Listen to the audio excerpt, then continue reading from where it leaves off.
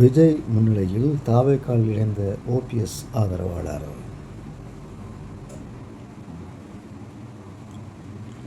அதிமுகவின் முன்னாள் எம்எல்ஏ ஓ பன்னீர்செல்வம் ஆதரவாளர் இருந்த ஜே.டி.சி. பிரபாகர் தமிழக வெற்றி கழகத்தின் தலைவர் விஜயை சந்தித்து அவரது முன்னிலையில் தாவேக்கால் இணைத்துக் கொண்டுள்ளார்.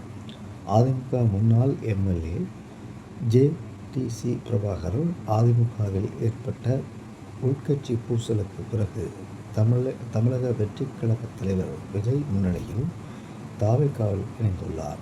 இது முன்னாள் அமைச்சர் செங்கோட்டையன் உள்ளிட்ட பல முன்னாள் அமைச்சர்களும் சட்டமன்ற உறுப்பினர்களும் தாவேக்கால் இணைவார்கள் என எதிர்பார்க்கப்படும் நிலையில் நடந்துள்ளது. அதிமுகவில் ஏற்பட்ட உட்கட்சி பூசலுக்கு பிறகு ஓபிஎஸ் ஆதரவாளராக அவரின் அதிமுக ஒருங்கிணைப்பு குழுவில் இணைந்து செயல்பட்டு வந்த அதிமுக முன்னாள் எம்எல்ஏ பிரபாகர் இன்று தமிழக வெற்றி கழக தலைவர் விஜய் முன்னிலையில் தாவேக்கால் இணைந்திருக்கிறார்.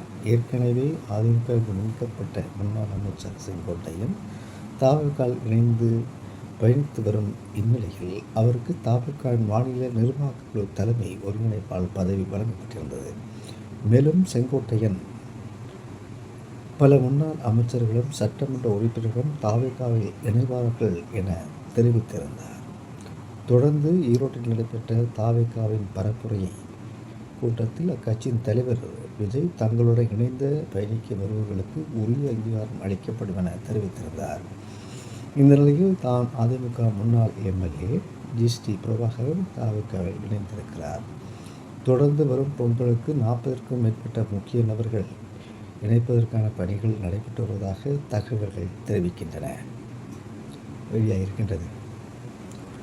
தாவேக்காவில் இணைந்த பிறகு பேசிய முன்னாள்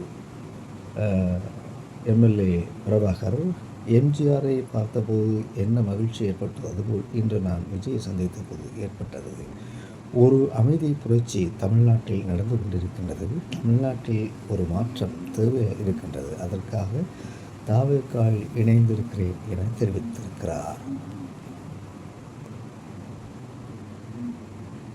இனி எந்தெந்த கட்சிகள் உள்ளே வருகிறது என்பது தெரியவில்லை. பொறுத்திருந்தால் பார்க்க வேண்டும். செங்கோட்டையன் சொன்னது போல பெரும் ஒரு கூட்டம் தாவேக்கால் இணைய காத்திருக்கிறது என்று சொல்லப்படுகிறது. அது உண்மையான தகவல் தான் போல் தெரிகிறது.